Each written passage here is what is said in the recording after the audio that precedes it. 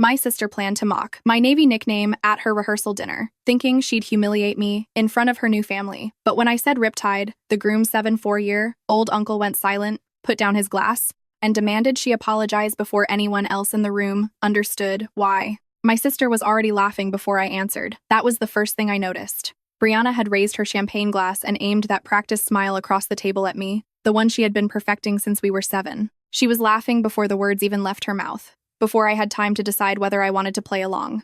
That is how you know something is premeditated. Tell everyone your Navy nickname, she said, louder than she needed to. 30 people turned toward me. Brianna's future mother-in-law looked over from beside the centerpiece. Derek's cousins from Portland paused with their forks halfway to their plates. A few of his business partners from the firm leaned in because they could tell a performance was starting. Tessa, Brianna's maid of honor, pressed her lips together like she was trying not to laugh too early. Even the banquet manager standing near the door went still. Across the room, an older man with white hair and a straight back stopped mid-sip and watched me with an expression I could not read yet. I looked at my sister. She was glowing in that soft, white rehearsal dinner dress, her curls perfect in the warm lights. She had spent months planning that weekend. Every venue, menu, seating chart, toast, and photo angle. Every detail had been calibrated, including this moment. When I did not answer, she tilted her head and said, "Come on, don't make it weird." And I remember thinking, there it is. That was always Brianna's trick. She would corner someone, then blame them for noticing the walls. I folded my hands on the table, kept my shoulders level, and said one word, Riptide. To understand why that word mattered, you need to understand Brianna and me first. We grew up in Greenfield, Ohio, in a house too small for the arguments our family generated. My mother, Diane, worked as a paralegal and believed in keeping the peace above almost everything else. Peace mattered more than honesty, fairness, and sometimes even her own comfort, because she would swallow anything if it meant the family could seem fine. My father left when I was 9 and Brianna was 12, and after that, maintaining the illusion of a normal, happy family became my mother's full-time occupation. Brianna understood the rules earlier than I did. She learned that if she smiled at the right moments and blamed problems on other people quickly enough, she could avoid almost any consequence. She was charming, quick, beautiful, and confident in a way that made people want to believe her. Teachers, boys, relatives who only saw us at Christmas, and for longer than I should have me. But I was the stubborn one. I was the one who would not let things go, the one who made everything complicated by refusing to pretend nothing had happened. By the time I was 17, that dynamic had a name in our house, Monica, being difficult. I enlisted in the Navy at 19, not because I had nowhere else to go. I actually had a partial scholarship to Ohio State waiting for me. I enlisted because I wanted to belong to something that required me to be exactly who I was. No performance, no emotional maintenance, no smiling through cruelty, because the room felt better that way. Just work, competence, truth, and consequences. The Navy gave me that. It also gave me the nickname. On my first deployment, I was stationed aboard the USS Dwight D. Eisenhower and worked as an aviation boatswain's mate. We were the people responsible for the choreography of flight deck operations, which is one of the most dangerous working environments in the world outside active combat. There is no margin for hesitation on a flight deck. You learn to read a situation before it has finished happening and move before being told, because explanations often come too late. My chief, Petty Officer First Class Marcus Webb, a 12-year veteran with a voice that could cut through jet noise, started calling me Riptide about 4 months in. I asked him about it once while he was eating a breakfast burrito. He barely looked up when he said, "Riptide doesn't fight the water. It is the water. You can't see it coming, and you can't stop it once it's there." Then he took another bite and added, "That's you." The name stuck. To the people I served with, it was not a joke. It was shorthand for something they had watched me earn. Brianna heard the word Riptide one time, 3 years before the rehearsal dinner, because I made the mistake of mentioning it during Christmas dinner. She laughed then too. She said it sounded like the name of a soap opera character, then said I was always so dramatic about the military stuff. She did not know what the name meant because she had never wanted to know. That was what bothered me most. It was never curiosity with Brianna. She collected vulnerable details and saved them for when they could be useful. So when she decided to turn my Navy nickname into a punchline at her rehearsal dinner, in front of her fiancé's family and a room full of people who would laugh because she was the bride, I knew exactly what she was doing. I knew because I knew Brianna. What I did not know, what none of us knew, was that Frank Whitmore was sitting across that room. I did not know that the word Riptide meant something very specific to a former Navy corpsman from another generation entirely. The laughter started the moment the word left my mouth. Brianna burst out first, that bright, performative laugh she used when she wanted everyone to follow her lead, and the rest of the table rippled after her. Derek's cousins laughed. A few of his coworkers laughed. Tessa smiled with an apologetic glance in my direction, which somehow made it worse because she knew.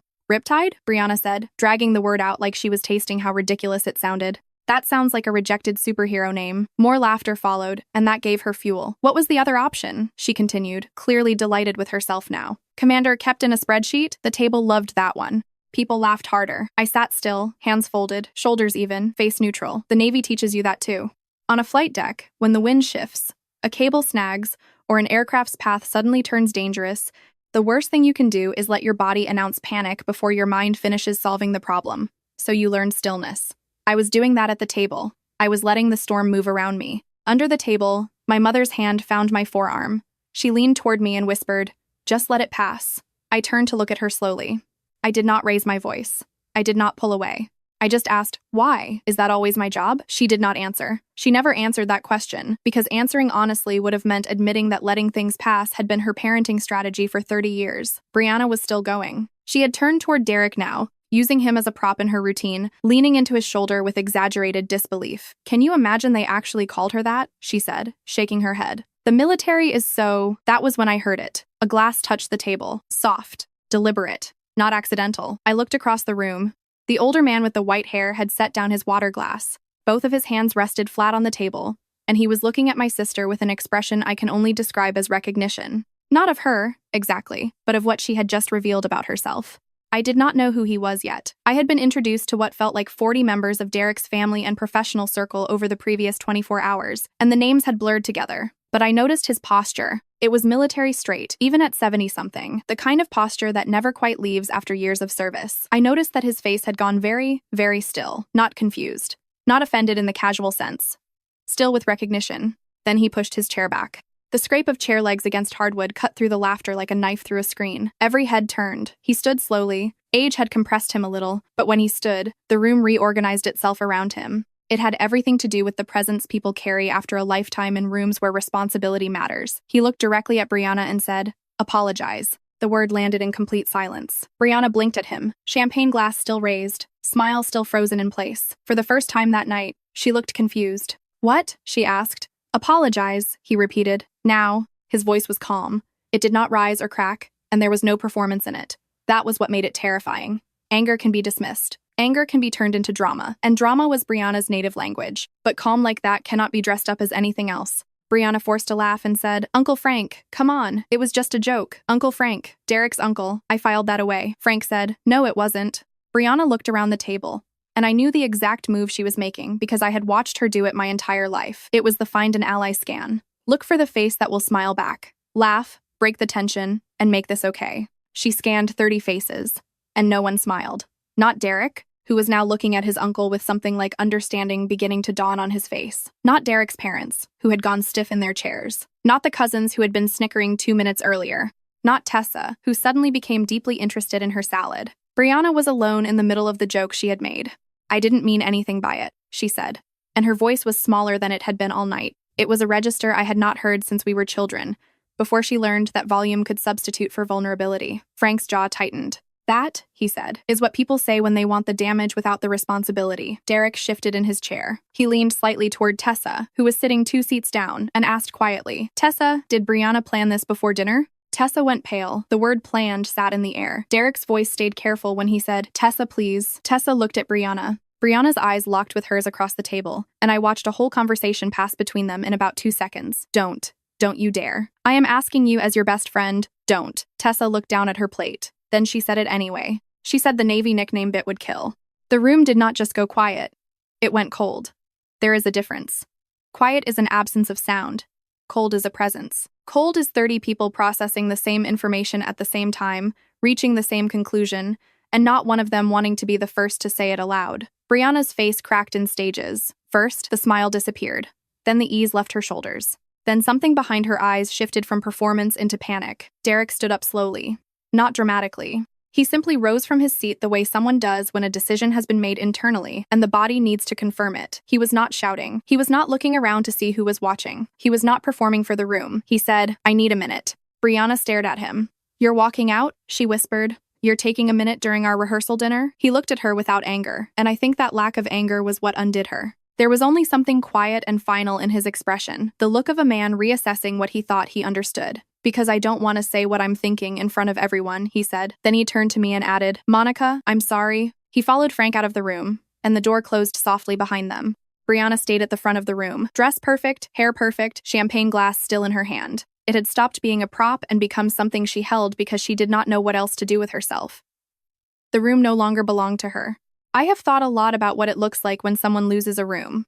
It is not as dramatic as people imagine. It is a kind of subtraction. One by one, without even moving, the people around you stop being your audience. My mother had her hand over her mouth. I do not know if she was horrified at Brianna, or horrified at herself, or horrified by all the years she had told me to let things pass. Brianna turned to me, and for the first time that evening, maybe for the first time in years, her face was just her face. No performance underneath it, no bride glow. "This is unbelievable," she said, but her voice was small. I picked up my water glass, took a slow sip, and set it down. "You knew I said no," I said. The words were simply there, and I was tired of swallowing them. "I told you last week," I said, keeping my voice even. "When you asked if you could mention the Navy stuff during the toasts, I said no. I told you some of those names carry weight. I asked you to trust me." No one moved. I looked at her and said, "You kept going because the room was laughing with you. You laughed at the name. I remember the people attached to it." Brianna opened her mouth, but nothing came out. Into that silence, Frank Whitmore's voice came from the doorway. He had come back into the room quietly and was standing just inside the door. I do not know how long he had been there. Long enough, I think. He looked at me, not unkindly, and asked, "What did they call you that for?" It was the kind of question people ask when they already suspect the answer, but want you to have the dignity of saying it yourself. "Flight deck operations," I said. "USS Eisenhower. My chief said I moved like I could see things before they happened." Frank nodded slowly. Then he said something that changed the temperature of the room again. "There was a woman on our support ship in 78, he said. They called her Riptide, Hospital Corpsman 2nd Class Catherine Adler." He paused, and the way he said her name made the room feel smaller. "She pulled 2 men out of a flooding compartment during a systems failure off the coast of Okinawa. Nobody told her to. Nobody had time to. She just moved." Then he looked at Brianna and said, "We don't give names like that as jokes." The room was absolutely silent. Brianna sat down. My phone buzzed at 11:42 that night. I was alone in my hotel room, room 214 at the Hendricks Inn, sitting in yellow lamplight with the sound of the courtyard fountain moving through the window.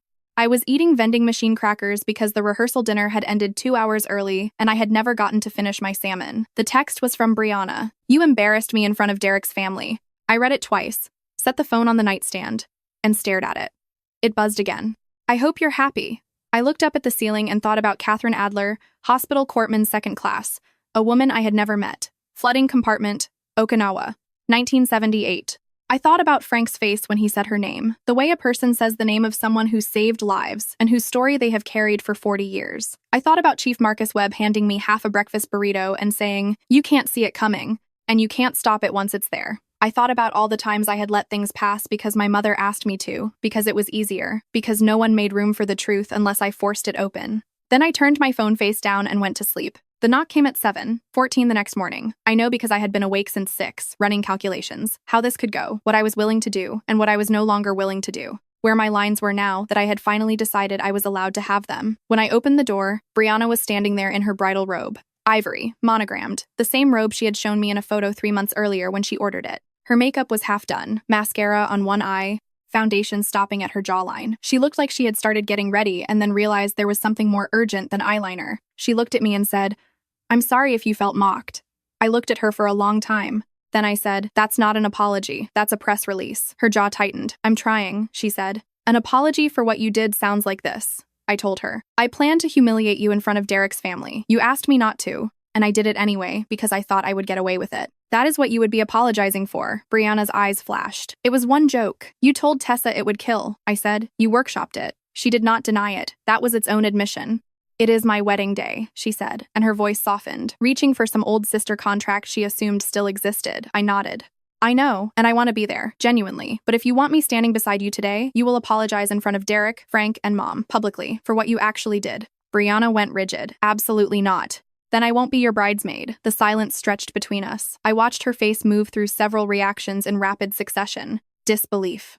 Anger. The beginning of a counter-argument. Underneath all of it was maybe real hurt.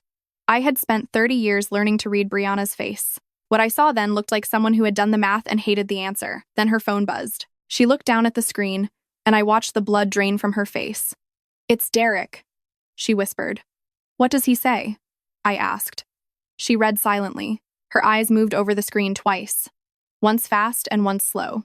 When she finally looked up, the last traces of rehearsal dinner Brianna were gone. The smile that had owned the room, the certainty that people would arrange themselves around her if she performed confidently enough, all of it was gone. "He wants to meet before the ceremony," she said quietly. "Just you?" I asked. She shook her head. "He wants Frank there too." I found out what happened in that meeting from 3 sources: Derek, Frank, and eventually Brianna herself, about 6 weeks later in a conversation I will get to. Derek had spent most of the night talking to his uncle, Frank Whitmore, lieutenant commander, retired, had served 23 years as a Navy corpsman. He had served with men and women who had earned names like the one Brianna had turned into a punchline. He had watched that name stripped of its weight in front of 30 people, and then he sat with Derek for 2 hours and explained, carefully and without dramatics, what he had seen in me when I said it. He saw someone who had learned to hold still when everything was moving. He saw someone who had been asked to laugh along and had not. He saw the second half of the question Brianna had never bothered to ask. Not just, "What is your nickname? What did you do to earn it?" Derek, for his part, had been asking himself a different question all night. He had known Brianna had an instinct to perform. He had thought it was charm. He had thought that sharp edge she got in front of an audience was just high spirits. Now, he was reconsidering whether planning to humiliate your sister and blaming her for the consequences still fit inside that category.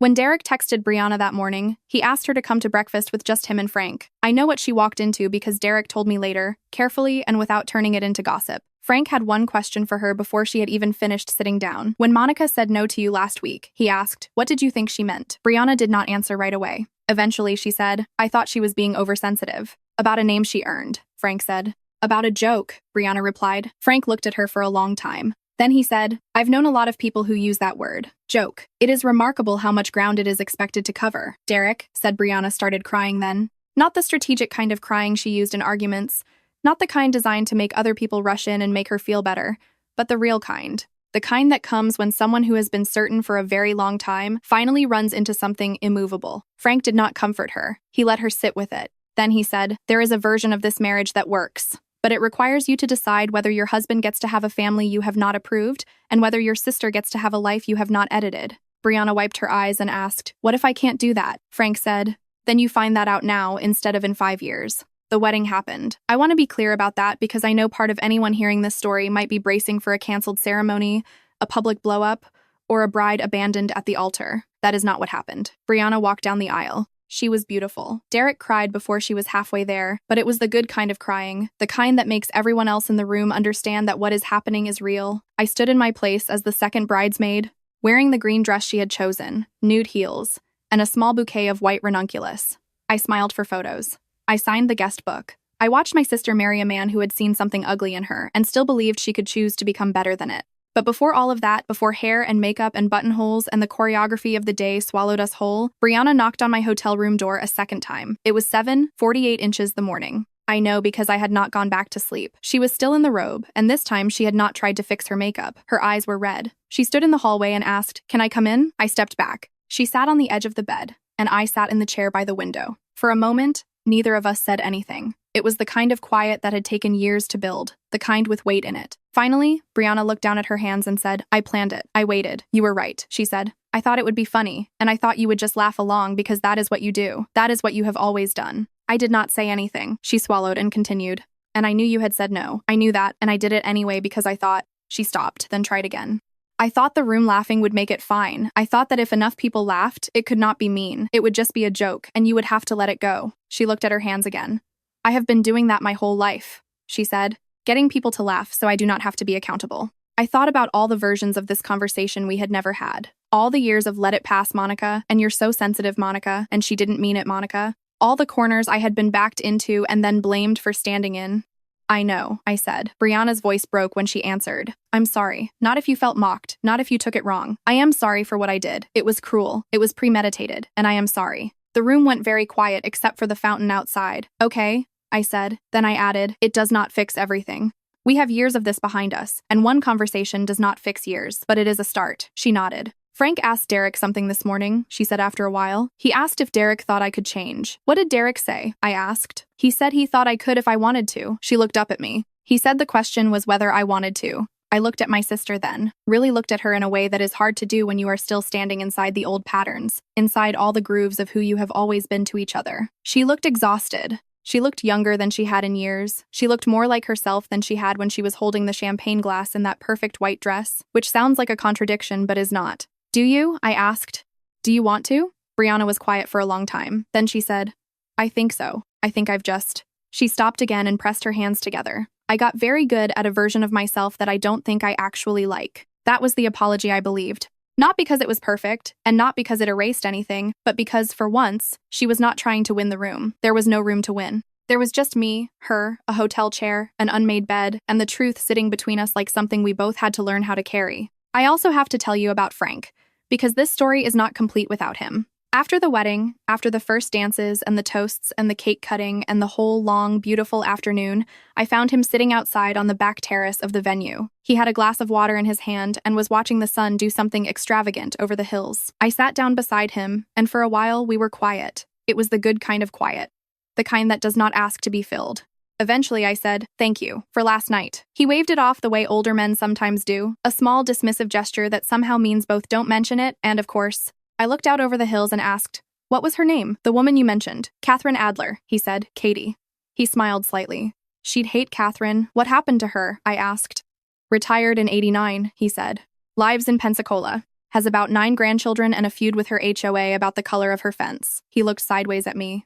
She's fine. She turned out fine. I thought about that more than he probably knew. A hospital corpsman second class in 1978, a flooding compartment off the coast of Okinawa, 40-plus years later with 9 grandchildren and a homeowners association dispute. A life after the moment people remembered you for. Proof that a person could carry force and still be fine. Did you keep in touch? I asked. Christmas cards, he said. Then he looked back at the sunset. Some things you don't let go of, not because they haunt you, because they mattered. We sat a while longer, the sky changing color in front of us. Then he said, you moved like her. I turned toward him. Last night, he said, when everything went sideways, the way you held still. He paused. That's not nothing. I looked back toward the fading light and said, no, it's not. He nodded, and we watched the sun go down together. 6 weeks after the wedding, Brianna called me on a Tuesday evening. Not a text, an actual phone call, which in our family was usually reserved for emergencies, or apparently for whatever this was. She told me she had started seeing a therapist.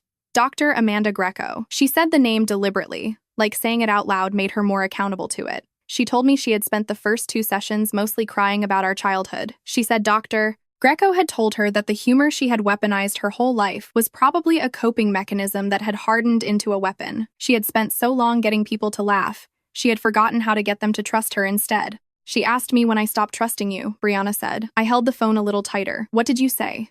I asked. I said I wasn't sure I had ever started. There was a pause. She said that was the most honest thing I had said in 2 sessions. I did not know what to say to that, so for a while I said nothing. Then Brianna spoke again. I don't know how to do this, she said. The version where I actually tell you what is going on. The version where I don't make it a performance. I know, I said. Me neither. We never learned how. Mom was useless on that front. Yeah, she said. And then there was a long pause. Strangely, it was not uncomfortable. It was newer and softer than our usual silences. Then she asked, will you teach me? Teach you what? I said, how to do the. She almost laughed, then stopped herself. God, this sounds absurd, but how to hold still. The way you did at the rehearsal dinner. I thought about Marcus Webb and his breakfast burrito. I thought about the flight deck of the Eisenhower, the wind, the noise, the controlled choreography of extraordinary danger made routine by practice. I thought about Katie Adler, a flooding compartment near Okinawa in 1978, and the fact that she had turned out fine. Yeah, I said, I can do that. Brianna did not stop being my sister.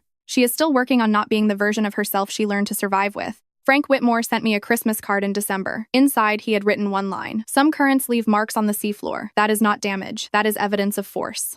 I have it on my refrigerator. That is where it is going to stay.